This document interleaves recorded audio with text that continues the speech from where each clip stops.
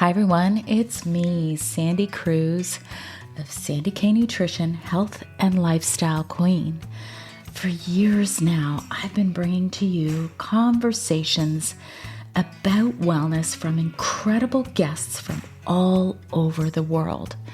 Discover a fresh take on healthy living for midlife and beyond, one that embraces balance and reason, without letting only science dictate every aspect of our wellness.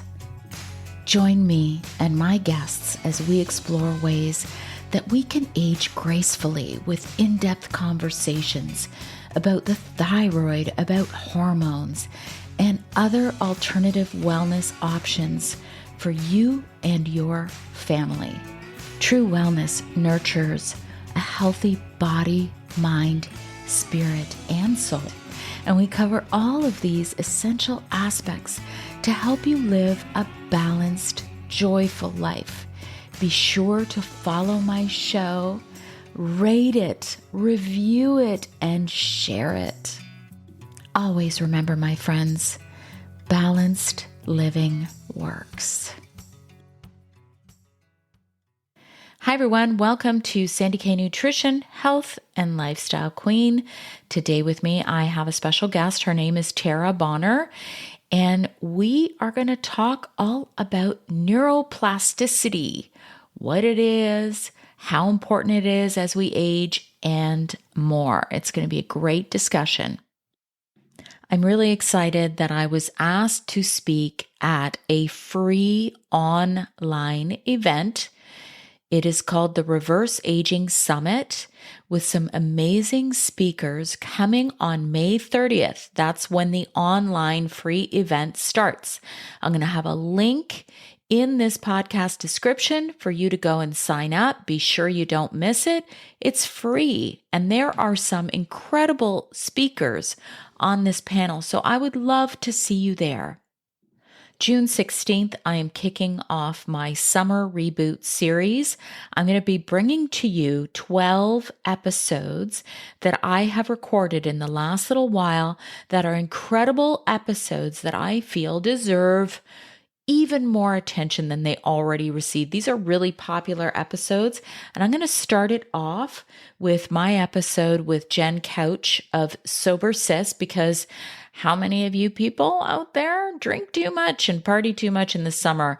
This is why this conversation with Jen Couch of Sober Sis is going to be so valuable to so many people who maybe just want to cut back, or maybe there's some of you out there who really want to learn how to live sober. So that's how I'm going to kick off the summer reboot series. I think it's going to be a great way to do it. So please ensure that you are following my podcast. If you're not sure where to follow it, go to sandycruz.ca, SANDYKRUSE.ca, to find out where you can follow my podcast so you don't miss some of these incredible episodes. Now, I'm not disappearing for the summer, so make sure you follow me on all my socials. I am the most active on Instagram. It is Sandy K Nutrition everywhere. Instagram, Facebook, TikTok, Threads, you name it, I'm probably there. I'm also on YouTube. I'm not that regular on YouTube with posting, but I'm there. Then there's also Rumble. There's a bunch of other places. I'm also a writer. Most of you know I did release my Essential Thyroid Guide back in 2024.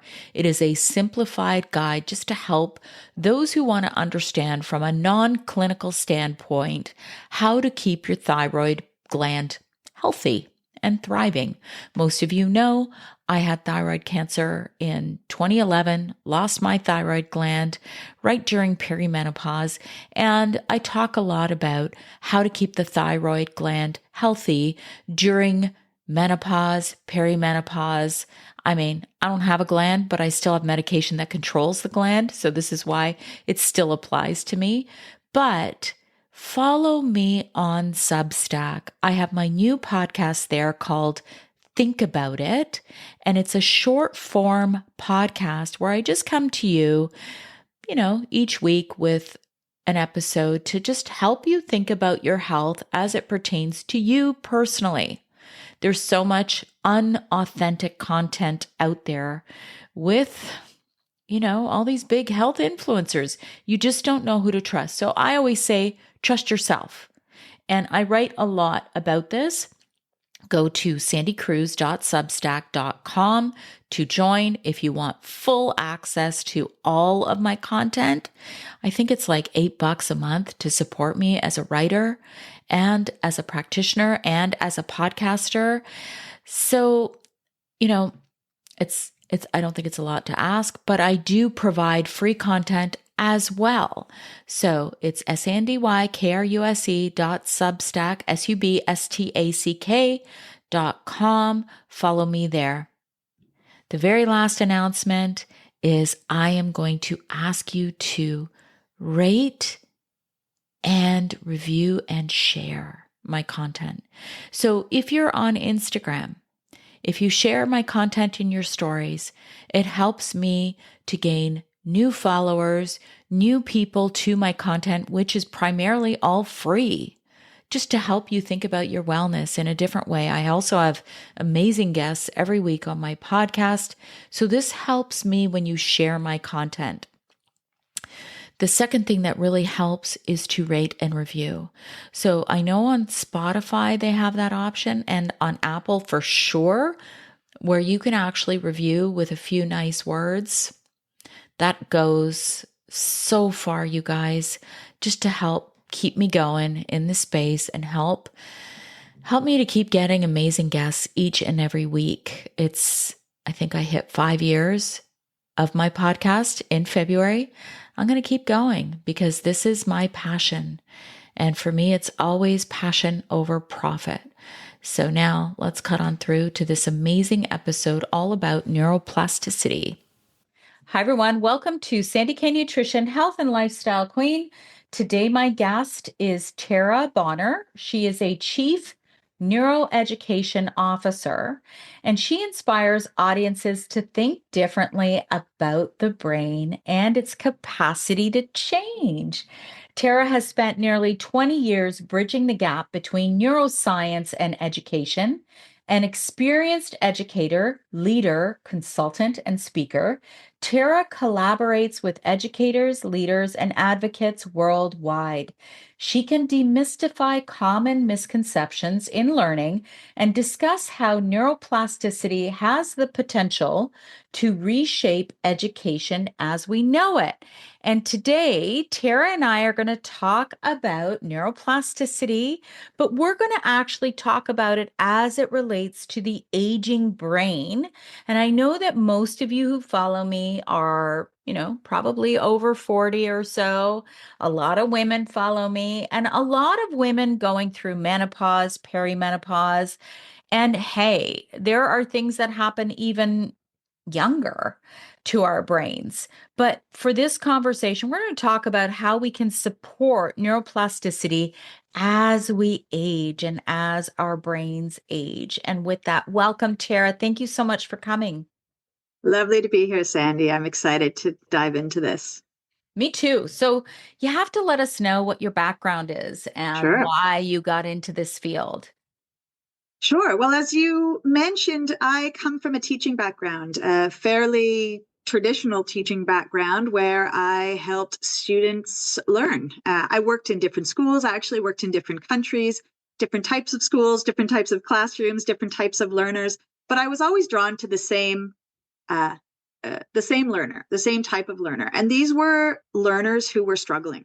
They were underperforming or underachieving, or they had even recognized learning difficulties. And I was drawn to them because despite their outcomes, despite their underperformance, I could see they were working incredibly hard. It wasn't that they weren't, if only they tried, if only they were more motivated. I could see very clearly that they were working incredibly hard and yet still falling short. And I knew I was working hard as a teacher and I wasn't able to reach them. And I knew that they had all resources and family support, and yet it was still a struggle. And I was always curious about that. What is that relationship between effort and outcome?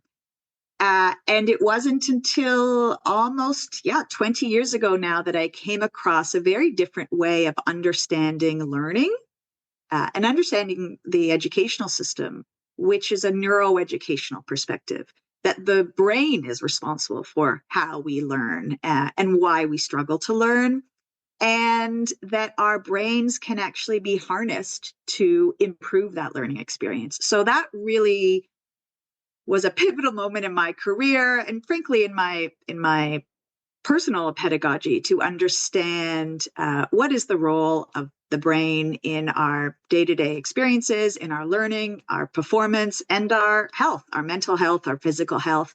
So it put me on a very different trajectory of how I can help myself and my students, and these days others around the world, to think about think about the brain differently and make sure that it's part of any conversation. I think it's really important to start with what happens to the brain as we Mm, age. mm, Because I think that we go through a lot of changes. Obviously, I almost look at our lives in the form of decades, right? Like sure. this is the Chapters of our decade that, lives. Yeah. yeah, it's like this is the decade that if you want to have kids, you're probably going to want to do it around this time. This is the decade that you're going to have your perimenopausal years. And I'm speaking from a woman's perspective. Sure. But what happens to the brain during the times when we start, let's just even say, what happens from Hmm. perimenopause or menopause onward? Hmm. I can speak to that. And though, Sandy, I love your concept that our lives are these decades, these chapters, these seasons of our lives.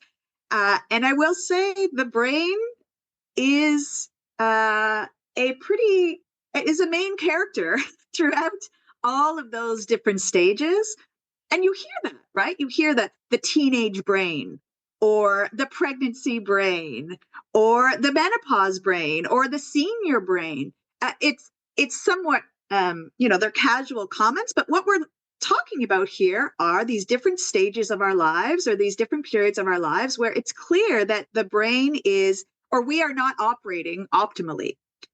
And the reality is sometimes there are external events that are causing us to not operate optimally. And there's also very specific, inevitable developmental changes, hormonal changes happening throughout our life that impact how we navigate our lives. And definitely our brains, again, are center and central to all of that.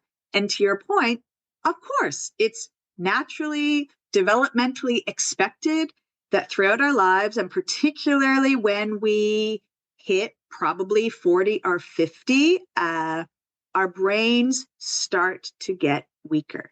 And they actually are shrinking in volume. Our brains are starting to shrink in volume. There's a loss of synaptic connections, which essentially just means slower communication between different regions of the brain. There's changes in neurotransmitters, which are the chemicals that help neurons communicate. And there are degenerative diseases that may happen sometimes quite early in people's lives. But even more practically, and this is certainly where I want to talk, and hopefully this is where our conversation can focus, is practically speaking, that inevitably there is an experience of decreasing function, right? So thinking about at some point, it takes us more time. We notice it's taking us more time to think, to make sense of something, to understand something, comprehend something. We have to read something a couple of times before it makes sense to us. We have to ask someone to repeat themselves or speak more slowly.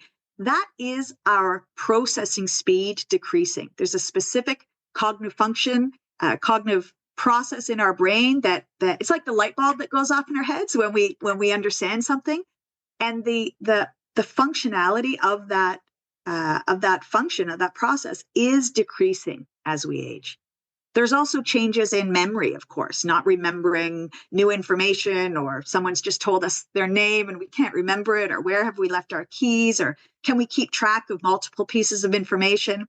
And that starts Sure, as early as our 40s, and certainly in moving into the senior years, it can be much more difficult for us cognitively to hold on to information, to process the information, and even just to hold on to it. The other piece that tends to happen as we get older is our what's called our cognitive flexibility. So the ability, the cognitive ability, the intellectual ability to frankly change our minds, to be able to switch between tasks and thoughts, to adjust to new information or changing environments. This is really interesting to me these days politically. And we've had this conversation, Sandy, that the world at times feels very divisive. There's a cognitive piece at play here, that it is cognitively challenging as we get older to change our minds, to receive new information and to process it. So that certainly is happening in our older generation. My mother, for example, who's 81, she describes that her kids and grandkids have actually can help her process a new idea, a new ideology, a new concept that is hard for her. It's not that she's an old fuddy-duddy, it's that it's cognitively more challenging for her. Her brain does not have the same cognitive flexibility as it did when she was younger. So that's a big piece, I think, that we often dismiss as a kind of a personality trait, or like he's just a grumpy old man. But there's something at play here in our gorgeous 3-pound organ in our skulls that is more difficult. So that actually goes to that whole saying, you can't teach an old dog new tricks, right? And so what you're saying is we can teach an old dog new tricks. And some of I read some research, and Mm. I'm sure you know this, about how when elderly parents, grandparents Mm-hmm. hang out with their grandchildren, great grandchildren, it actually helps their brains. Did you read that? It certainly makes sense. It's certainly well understood that social engagement is an incredibly, it's not just positive, it's not just a nice to have, it's a must have. When we talk about brain health, social engagement is a must have. And we can move there, Sandy, because if your audience is curious about taking care of their brains, we can talk about how to intentionally improve our brains. But even at a baseline, there are some key tenets to making sure our brains are healthy. I know you, Sandy, are an expert in this idea of holistic care, holistic health and wellness. And so I will defer to you Yes, when it yes. comes to things like nutrition, Yeah. diet. Uh, But I also want to go back. So before yeah, we get please. to that, I Yeah. want to go back to something that you said about flexibility and thinking, because Mm, I also read some research about critical thinking mm, skills and how something has happened to many individuals in the world mm, where that has sort of been lost. And I have actually read research mm, to indicate, mm. listen, I'm not going to insult anybody here who's listening to my podcast, but if you're one of those individuals that has trouble critically analyzing a piece of information and you don't have the flexibility, there are some studies out there that say, maybe work on your neuroplasticity or your brain health. I'm Mhm. trying to say this in a nice way, but maybe I should just come out and say it. There are some things out there that indicate if you can't think critically, you are lacking the skill set and the intelligence to be able to process the information. And there are ways that you can change that. But the research says that. I don't usually mince my words. So that's what I'm going to say. Very diplomatic of you, but I agree. You don't have to. I think there's a real stigma I know they're in the educational field, but even in the professional corporate field, there's a stigma against those who struggle with learning, right? That when someone is having a hard time making a decision or completing a task on time or completing a task correctly, they are either not intelligent or not trying hard enough, or they're inflexible or they're stubborn. So there are these tendencies. There's a real stigma attached to poor performance or underperformance or lack of critical thinking. And I think that's unfair, and I think it's unnecessary, and it's inaccurate. It's inaccurate because there are, or it's misunderstood at the very least. There are key parts of our brain. They're right here. I'm pointing. I don't know if we're video and audio, but if you're only listening to this, I'm pointing right up my forehead. There are two key cognitive functions in our prefrontal lobe, often called executive function areas, or the CEO of our brain, in our left and right hemisphere. And these are the brain areas that critically think, that are constantly generating ideas and analyzing ideas and making sense of what is worth focusing on and what can be dismissed. So it inhibits distractions, and it stays focused on what's critical. And if those cognitive functions are under functioning, even just a mild degree, then exactly what you're describing, critical thinking, processing capacity, judgment, decision making, that's going to be weak. And there doesn't need to be a stigma around someone who might have those difficulties, because, as you say, they can be improved. And not only they can be improved, they must be improved. They must be strong, particularly in the world that we live in right now. And I appreciate your audience isn't necessarily a group of educators, but there are many parents or grandparents or just individuals who are observing a very strange and fascinating time in the world right now, where AI and technology in general and convenience culture is actually lessening our need to think. Everything is being done for us. And so our brains are becoming more passive because of that convenience, because of that on-demand and ease with which our society has very intentionally been created. And that is having a dramatic impact on our brains. We've seen it. So in our work, we support individuals and schools and organizations to provide cognitive programming. And what we have seen over the decades is when we measure people's cognitive function, particularly in these areas of critical thinking and processing and cognitive function, it's likely that those areas are getting weaker as the decades go on. Speaking of being saying something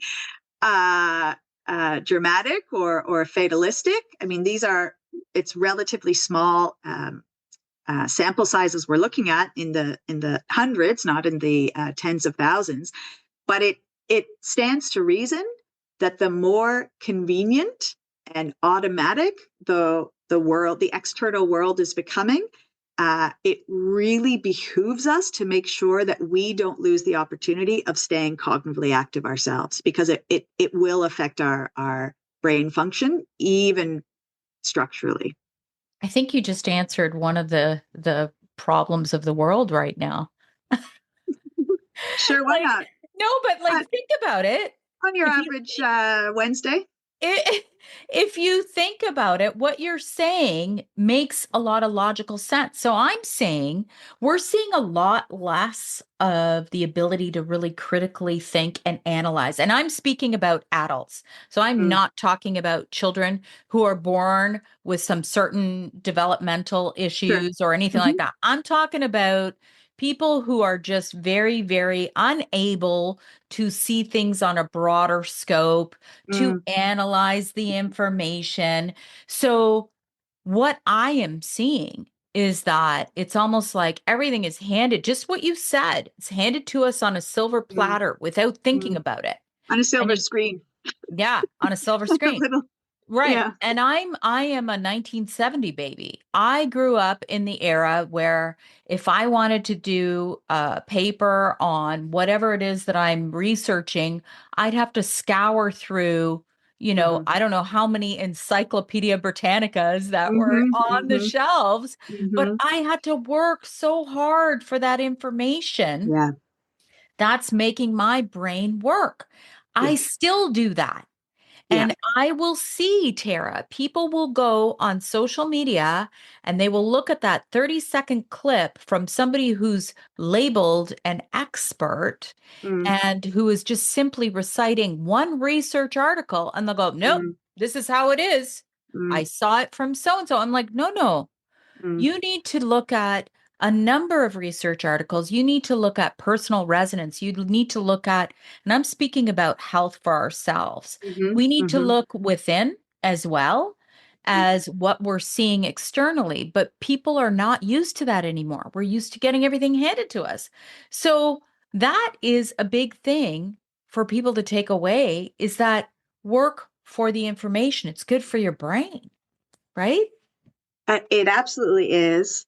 And to be clear, uh, personally or professionally, I'm not anti innovation or anti technology. I think there's an incredible potential for example, AI to really talk about the world's problems. I mean, really to solve some incredibly complex issues, by virtue of its ability to take massive data points and synthesize them very quickly. I mean, there's no question. However, to your point, Sandy, we must make sure that we are navigating this new world, this new landscape with our brains. It is our brains that will be the humanity and the true intelligence through through this convenience culture and particularly social media. I'm not suggesting, and I don't think you are either, that social media in and of itself is the danger. It's the human tendency to be passive, cognitively passive when something is presented to us that is easy or convenient. And we must push past that because it will serve us better if, as long as we keep, frankly, using our brains. Because the moment we are on autopilot in the process of thinking critically, thinking rationally, thinking with judgment, even thinking uh, skeptically. I don't mean critically, but with curiosity. Maybe that's the better word. To be curious about what we're reading and what we're hearing and what we're learning about. That must be maintained in order for us to, stay healthy as individuals and, frankly, as a society. Yeah. And you mentioned AI. Hmm. Interesting sidebar. Somebody sent me a DM in my community and said, hey, like, what do you think of Chat GPT? And we're speaking directly as it relates to health and wellness. Yeah. And do you use it? And my answer was, yes, I do. However, what I have noticed is that if you blindly ask a Hmm. question that Hmm. you know nothing about, Hmm. you may not be getting an answer that would be deemed correct. And I'll give you an example. My husband knows Hmm. nothing about health, like Okay. nothing, complete opposite. So if he was going to type in, hey, tell me about testosterone for men over 50, Uh-huh. he would get a very different answer than if I was using Chat GPT because I have a lot of knowledge. So it goes to your point of having your own brain and using the technology just to kind of enhance the function of what you Hmm. need it for, Hmm. as opposed Hmm. to relying on it entirely. Absolutely. And I think, I mean, honestly, I use AI as Google. In other words, we know that Google has become this I don't mean to promote or denigrate Google, but we use we use a internet um, server as as our microfiche these days, right? It gives us massive amounts of information, and we have to be really smart with what out of those Google results, what we're clicking on, what we read, how accurate it is. We need to cross-reference. We need to do a lot of work. We can't just take what we find in Google as face value. Same idea with AI.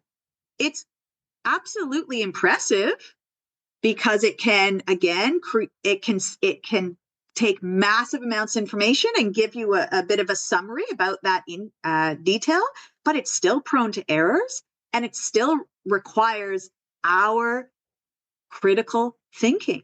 And if we're not doing that, just like if we were to do a Google search and click the first thing that came up and not notice that that first result was sponsored by, or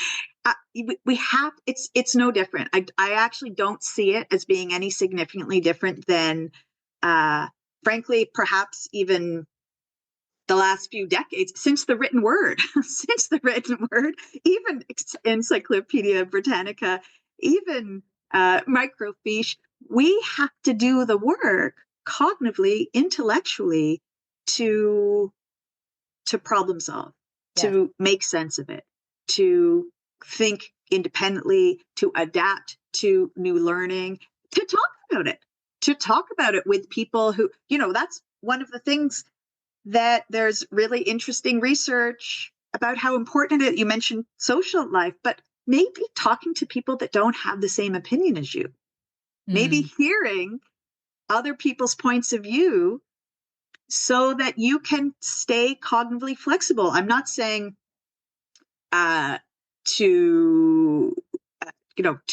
get into a necessarily an aggressive debate, but there's nothing actually wrong. There's something very cognitively healthy about disagreeing with someone and ultimately coming to a point, perhaps whether it's a compromise or just an agreeing to disagree, but that's a intellectual exercise in and of itself. So I think there's so much here, Sandy. I mean, I feel like we should dedicate another podcast to how to make sure your brain is healthy when navigating social media and AI. But in and of itself, it's not. It's neutral, right? There's nothing negative or positive about it. The question is, how are we going to take control of it? How are we going to harness our own capacity to think and problem solve and think critically so that we can stay ahead of it? So let's get into neuroplasticity. What exactly is the definition of neuroplasticity? What does it mean? So as I said, it is neutral, actually. The concept of neuroplasticity is very simply a very naturally occurring process in our brains that it is constantly changing. Our brains are constantly changing. They are plastic, they are moldable.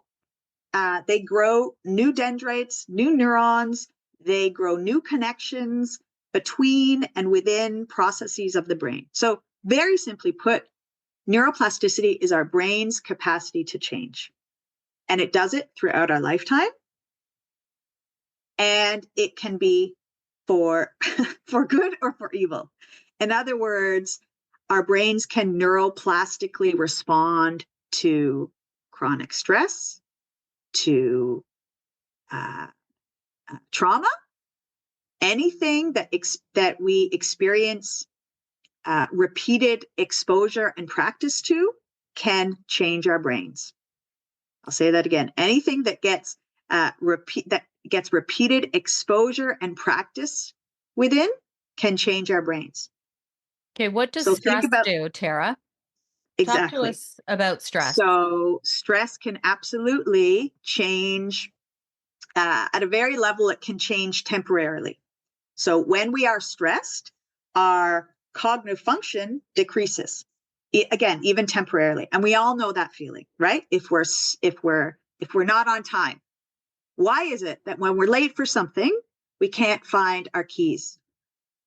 Why is it only when we are very late for something, suddenly the well-organized machine that is our front foyer is out of in disarray? It's because our cognitive capacities to stay focused, to problem solve, to remember are under functioning. So stress will absolutely, even temporarily, negatively affect our cognition. But when we talk about chronic stress, the research does indicate that something even more significant is happening. And when we move from chronic stress even to trauma, there is research suggesting that it probably is having the same effect, trauma and chronic trauma, PTSD, for example, can have the same effect as brain injury, as brain damage, meaning the brain is structurally changing because of that repeated exposure to stress, to trauma, to negative experiences. And it's the same principle, Sandy, as addiction. Because when the brain is exposed to a certain behavior or a certain tendency or a certain stimuli over and over and over and over again, the brain will rewire itself to literally require that. So neuroplasticity in and of itself, as I said, is a neutral concept. It can be, our brain can be rewired negatively, or it can be rewired positively. Okay, so you mentioned, I just want to tap into what you just said because you mentioned addictions. Mm. Because I mean, I'm sure you've seen Huberman. Mm-hmm. He talks a lot about how certain substances can affect the brain, Mm-hmm. such as excessive alcohol, cannabis use. And you already mentioned as we age, the brain gradually starts to shrink. But Mm. there are certain things that can happen to the brain with the addictions too, right? Like too much alcohol. Well, your brain's already shrinking as we age, and then you throw Mm-hmm. in a lot of booze, it's going to Mm-hmm. shrink even more, Mm-hmm. right? Aren't there Mm-hmm. certain habits, smoking, alcohol, drug use, all of that? What does that do to the brain? Well, as you say, it's their habits. It's habitual, and any habitual activity will rewire our brains, can create new neurons, new connections, new pathways until that habit. For that habit to for that activity or behavior to become habitual. So anything we do in a very repetitive and focused way will change our brain's connectivity. So those tendencies of relying on substances or using substances in a repeated, sustained pattern of activity will ultimately change the connections within and between our brains. And it will obviously affect ourselves functionally, structurally. It will likely have changes to our brains. Therefore, functionally, in other words, how we operate, and then therefore psychologically, right? There is a distinction between our cognition and our psychology, but it's starting in the same place. In other words, it is our brains, our cognitive functionings that are determining our psychology, how we respond emotionally, how we regulate ourselves, how we perceive ourselves, how we perceive others, how we even our social interactions. That is all happening in our brains. So the addictions piece, and I'll be clear that it's certainly not my area of expertise, but it again stands to reason that anything that we are doing, any behavior that we are doing in a repeated and sustained and even specific way will lead to brain change. I like how you described neuroplasticity, that it's kind of like this scale. Like I'm Mm. picturing what you're saying. It's like the scale. Mhm. So one of the things I was actually saying, I feel since I started my podcast, I feel Mhm. like I've gotten smarter. Like like Absolutely. I feel like I'm learning all the time, Yeah. Tara. Yeah. I'm Yeah. having incredible, engaging conversations like this one today, where I'm always learning and grasping new concepts. And so I find it fascinating. And listen, I used to be a smoker. I smoked for Mm, 20 years. mm, And the hardest part for me was not the nicotine side. mm. It was the whole psychological The addiction. habit, having Yeah, it something was the in your habit. hand, going Yes. some, going somewhere, doing something, having that connection with others. If there was a psychological reliance on that habit. I absolutely understand that. Yeah, And it was. I love, Sandy, that you're seeing, you say you're getting smarter, and you are experience every time you identify a new idea, even if that idea is in a conversation, and you think about it, you are stimulating your brain. You are taxing your brain. And as soon as you say, not interested, no, don't agree, no, I'm not for me, then you're shutting down the opportunity. You are lessening the stimulation to your brain. So you mentioned older folks who, that social engagement being so important, that that cognitive experience. If you are experiencing and making sure you are presenting your brain with new ideas, you are serving your brain. You are giving your brain the best, antioxidant, the best exercise it could possibly be. The brain loves new ideas. Novelty is it's a critical element to neuroplasticity, to positive neuroplasticity. You know, my parents are elderly. My dad is 88. My mom, Mm, or he's going to be 88 this month. I'm not going to good for add him. on age, right? He's going to be Yeah. 88 this month. And my mom is going to be 79 this year. And Mm, I talk to my parents every day. They live in their own home still. They do all their own stuff. right. My mom Right. cooks every day. I'm Eastern Right. European. So we're big on cooking. Anyway, I'll call her and she'll be like, "Oh, dad and I are just playing a game."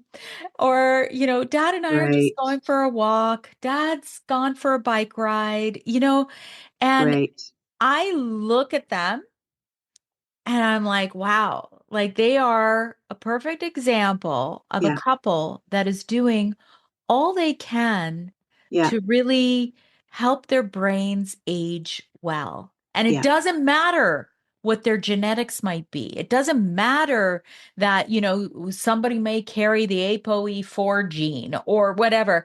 We are not our genetics necessarily. I mean, unless you're talking about genetic mutations that are diseases that you're born with, or there are certain things obviously that we can't change, but for the most part, epigenetics and diet, lifestyle, what we do, all of that will Mm-hmm. serve us as we age. Mm-hmm. I'm a big believer in that. Mm-hmm. Mm-hmm. Absolutely.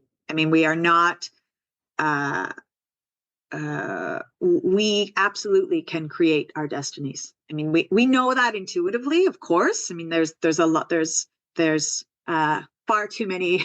I will not be as profound as the many people before me that have described just how important and autonomous we are in our health and our success. Absolutely, we can control our futures, but we can do it in very intentionally uh, and uh, cognitively, intellectually, and social emotionally awarely. We can really harness our brain's ability to have a very, very positive quality of life. And it sounds like your parents are hitting on some of these key qualities, key principles. And one of them is that what you describe in terms of that novelty. The only thing I would add to your mom's cooking is try a new recipe.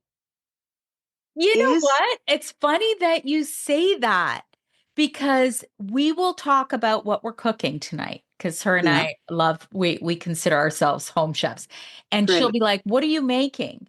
And Uh-huh. then I personally cook all different types of food. Uh-huh. And she'll be like, "Oh."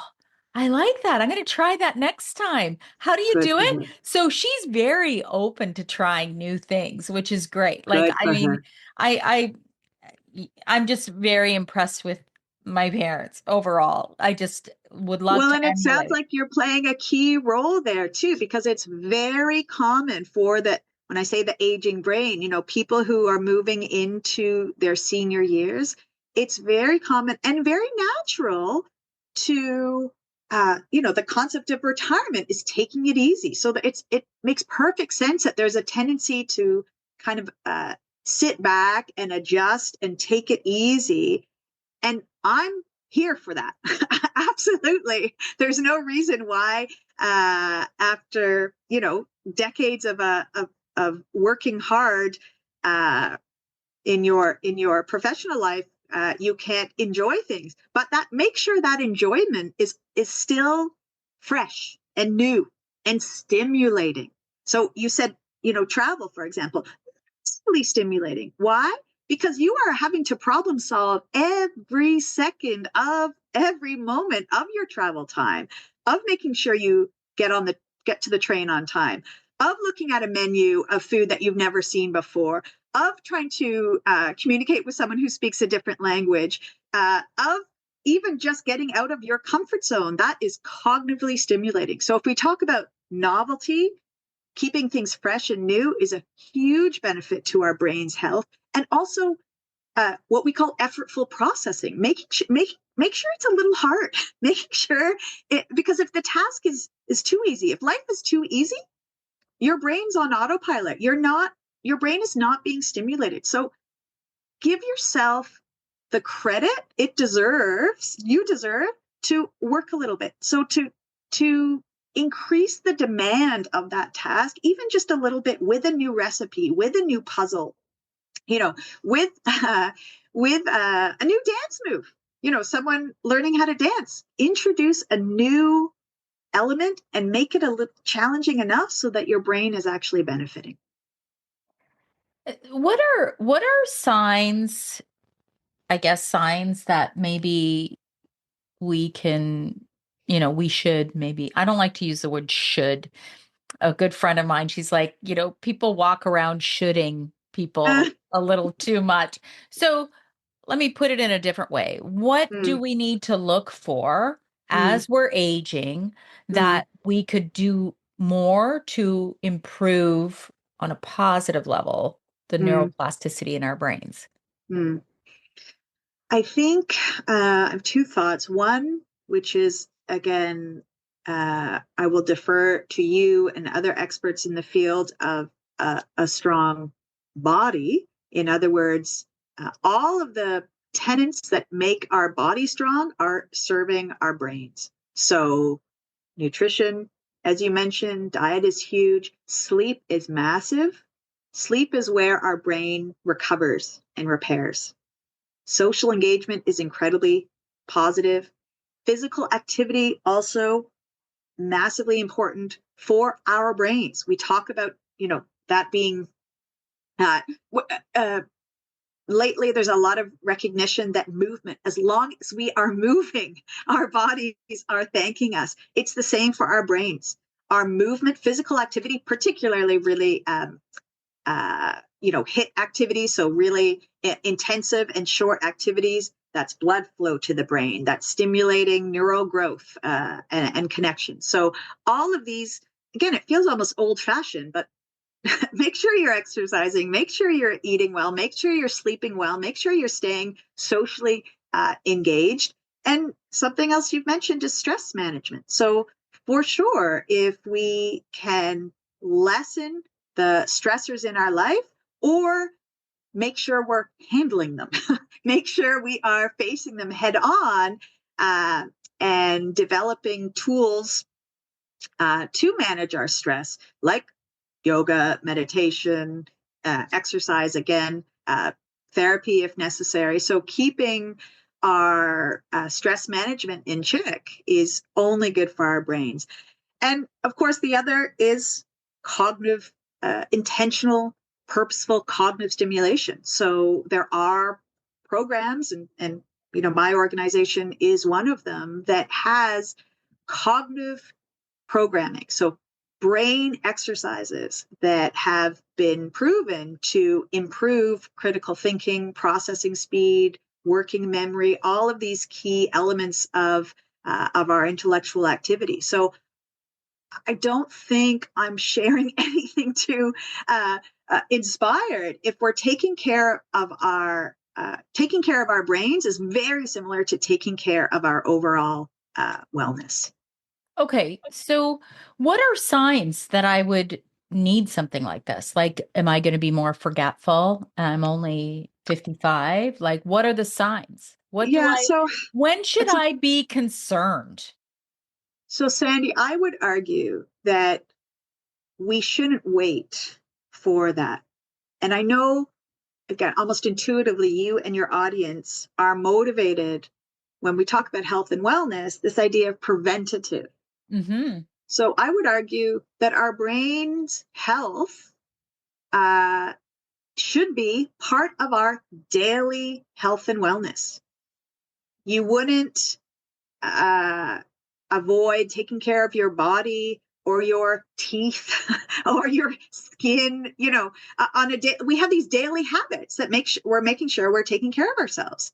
And we know those days where we don't, right? We feel them. We feel those days where we haven't had enough water, we haven't had enough sleep, we haven't had enough exercise.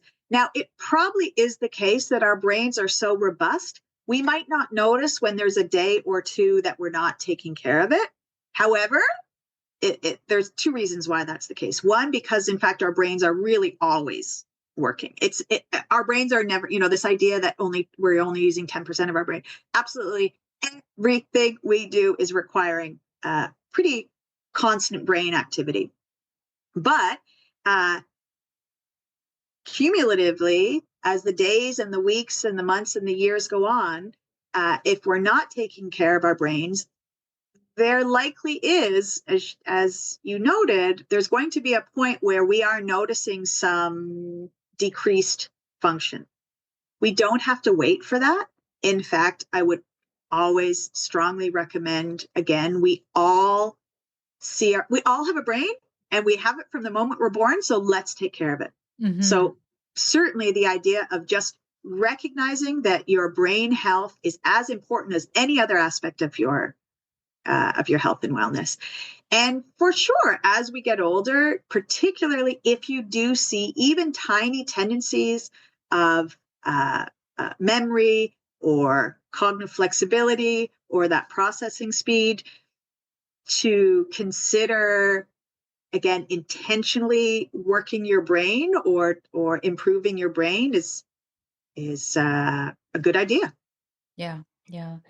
This has been a great conversation. So, you guys at Aerosmith, maybe Mm-hmm. let's wrap it up and you can, Sure, give me any final points and let sure, us know where we can find you because you sure. do programs to Mm-hmm. help with Mm-hmm. Mm-hmm. neuroplasticity. So, Mm-hmm. yeah, let me know.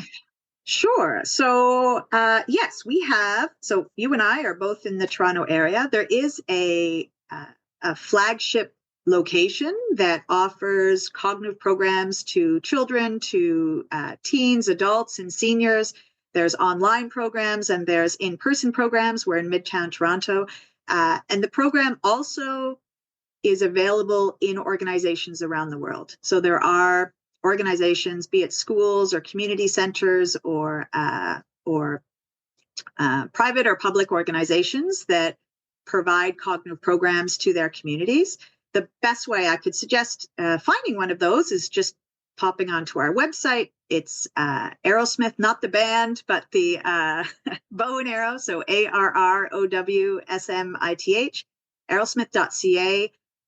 Can give you lots of information. I would actually always recommend someone, rather before or as they are exploring brain health, to just learn as much as they can. As you said, just be curious about what does my life look like, and what does my world and those who are within my world, how can I understand myself and them differently through what we call a cognitive lens?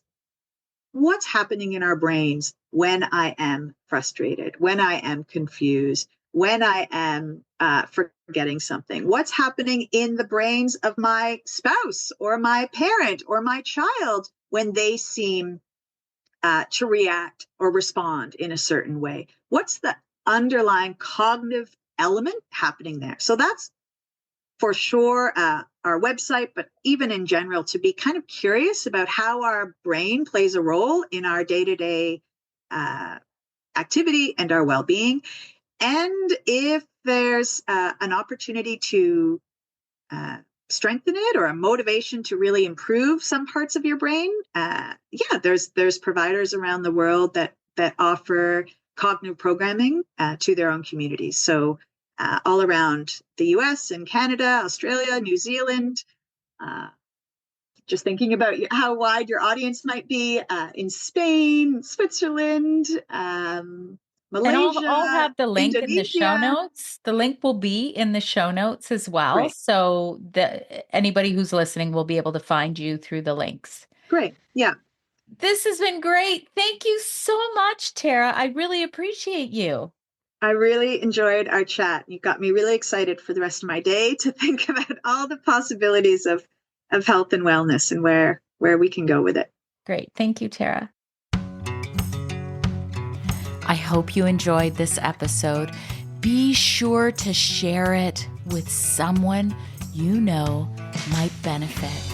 And always remember, when you rate, review, subscribe, you help to support my content and help me to keep going and bringing these conversations to you each and every week.